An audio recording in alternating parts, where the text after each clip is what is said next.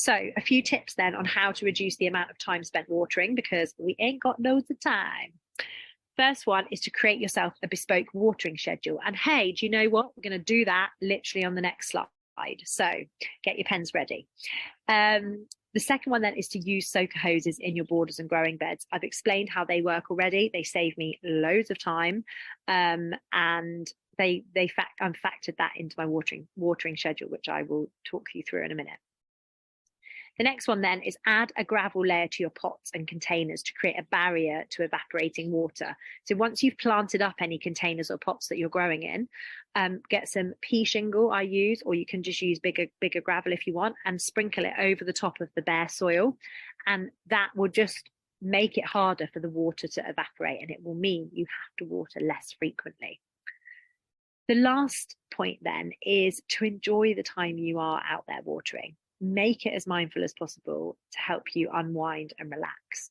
So I'm hoping those first 3 tips are going to really cut down the amount of time you feel like you're out there watering, but I can't get rid of it completely. So really make sure you're enjoying that time we're out there. Employ those mindful gardening tips, and really, hopefully then you will go to bed or to chill out on the sofa or into the evening, really nice and calm and feeling mellow. Right, let's do it. Get your pen and paper. You can do this however you want. You can do it electronically. You can do it on pen and paper. I did it on pen and paper to start with, and then I made myself this. And now, to be honest, I've done it so much that apart from when I move things around a little bit, generally I kind of know where I'm at most days. So the first part then is to draw your grid, which you can see here on the screen. And you want 3 columns. You want the growing area name or number.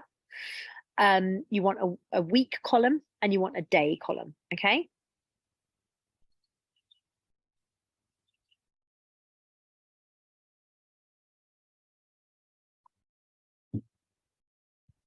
I think my next slide says, let's get creating your plan, but I'm going to take you through it here because it's easier. Then we can do questions afterwards if there are any that crop up.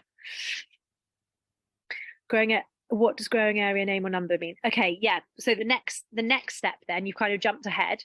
That's fine, no problem at all. So growing area name or number, you are going to name your growing areas, okay? So it might be that you have got 3 borders and you just call them 1, 2, and 3, and you remember what they are. You can sketch them on a plan so you know, you can remember to start with which one it is.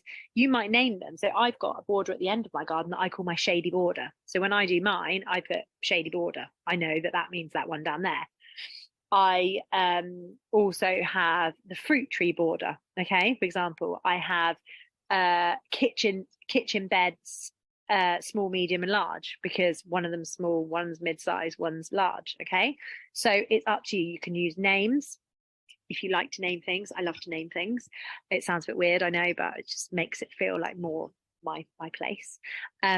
Or you can just use numbers. It's completely up to you, but it is important that if you're not using names that make them easily identifiable, make sure you quickly sketch a plan of which border is which if you're just going to number them, because otherwise if you get confused, it will throw the whole thing off. So write down your numbers.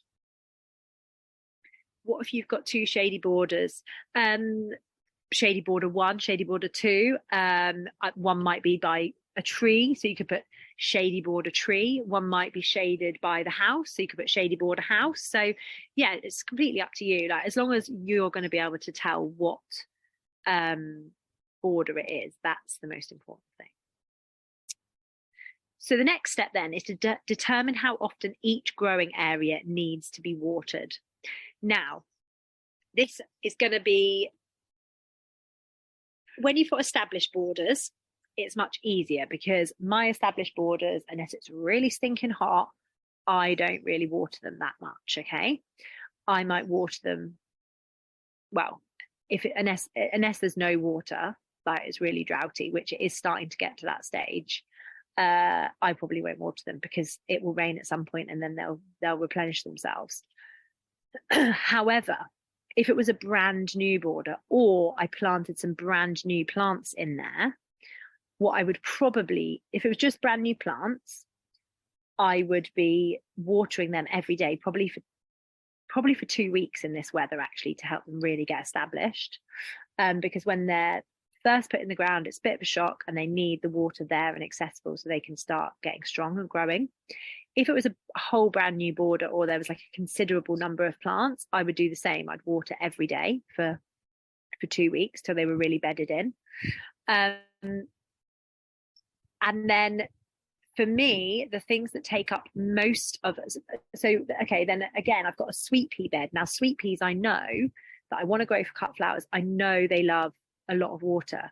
So with my sweet pea bed, even though it's a relatively established bed because it's got a load of strawberry plants in, sweet peas are quite, well, they're newly planted this year.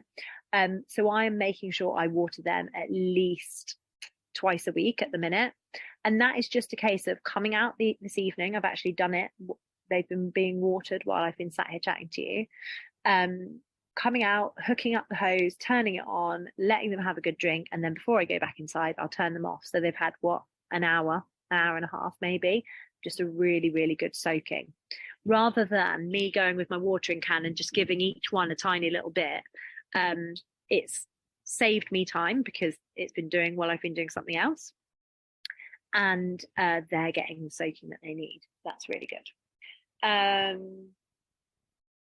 Yeah, so try and work out how much each regrowing area needs. If you've got questions, pop them in the chat and let me know.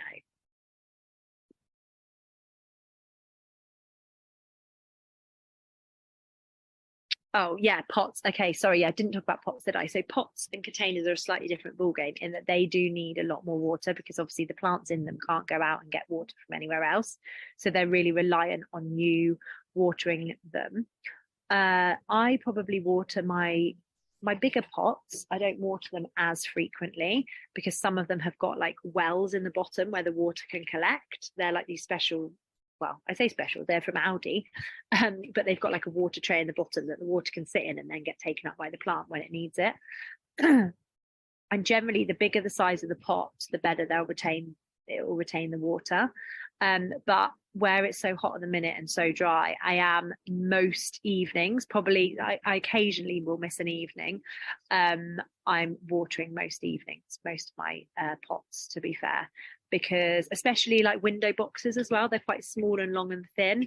And the plants are quite new, so I'm doing them every day as well. Right, another question. Any other questions?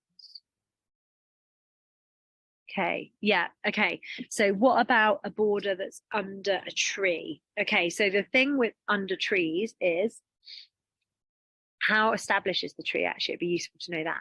But the thing is with under trees, the trees will take a lot of the water from the ground. So generally, you will probably find that the only things that will grow under trees are things that like quite dry ground. Obviously, they need shade, so like dry shade, which is quite difficult. Most shade loving plants like to be a lot of moisture. But if you have got things growing there that you want to be able to water, then if they are water loving plants, you're going to need to water them quite a lot, especially while they're establishing.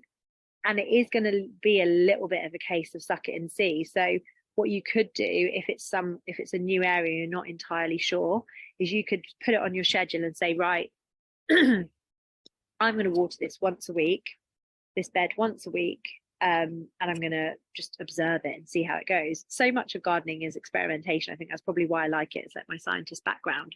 But if you write on there for now, this is not set in stone. Okay, so you're creating this for now, but you've got this technique that you can use if you create a new border or if you decide to change your schedule. So you might say, right, I'm going to put it at once a week. Okay, so and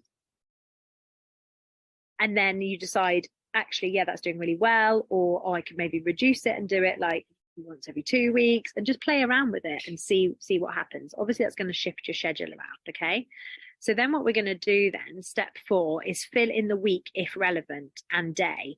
So let's say you've got 7 borders. Okay, or say you've got 6 borders and a collection of pots. Okay, so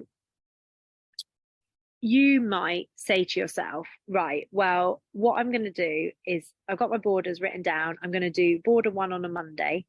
border 2 on a Tuesday, border 3 on a Wednesday, border 4 on a, and put them all in, and then have a Sunday off. But because I've got my collection of pots, I know I'm going to have to water them probably every day at the minute anyway, because it's so dry. And even if it rains, unless it really absolutely chucks it down, you're still going to have to water, because if it's just a little sprinkle, that water is not going to get to the plant roots. It's going to go on the leaves and then just sit there and not actually get to where it needs to go. So that's something to bear in mind. Something else to bear in mind is that a lot of plants, like my plants at the front, I've got 2 pots out either side of my front door. They're under cover. They're under the eaves. So even if it rains, they don't get watered. So I have to water those even if it rains. So that's something to bear in mind. So what if you've just got, if you've got less than 7 areas, then you can just do Monday, Tuesday, Wednesday, Thursday, Friday, like that. Okay. Then if you've got more areas, what you might choose to do is that you do border 1 and border 2 on a Monday. Okay.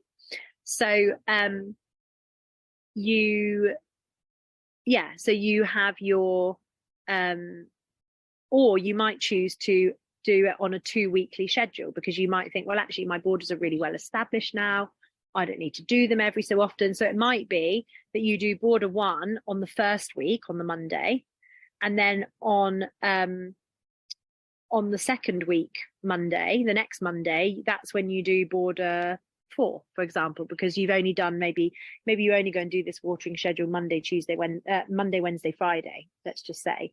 So make it fit into your life, I guess, is what I'm saying. If you know that every Monday evening, and actually this is true for me, you go and do Pilates, you're probably not going to have time to come out and water your pots, for example, or do anything too labor intensive. You could probably flick the hose onto one of your soaker beds before you went out and then turned it off when you got back. But make it easy for yourself. If you like knackered on a Friday like I am, I don't want to even get off my arse. So maybe I won't put that I'm going to water anything that day. So make it flex to how you want your life to be. And then the next step then, once you've filled those in and set your schedule, is to water accordingly. Try and stick to it, see how it goes, see what days work well, shift the days around if you decide that a Tuesday is not a good day because, I don't know, the kids have got clubs or something. And then step 6 then is to use the time that you saved, that you were spending, stood there for hours with a hose watering things, use that time to do something for you. Okay, that's my one request. And that might be doing something else in the garden. It might be having a nice hot bath, probably not right now because it's like sweaty and grim, maybe a cold shower. But yeah, so that is it. And then just remember that you can shift this. Okay, if you think after a couple of weeks, oh, this is just not, I'm watering too much, or the plants seem to be struggling because maybe I'm over watering them, which is a very real thing, then be aware of that. A really good tip to tell if something has had enough water, doesn't apply so much when the plants are in the ground, but a really good one, certainly when you're sowing seeds and growing on seedlings, is if you're not sure if it needs watering, is to use your finger, get your finger and shove it down into the soil. Okay, and because when you look at the top of the plant, if you look at the top of the soil surface, that's always going to be dry. Okay, because when water evaporates, it's going to evaporate from the top first, and that is going to dry out. But actually, once you shove your finger further down into the soil, it might be that there's still water around the plant's roots, which is where it wants it.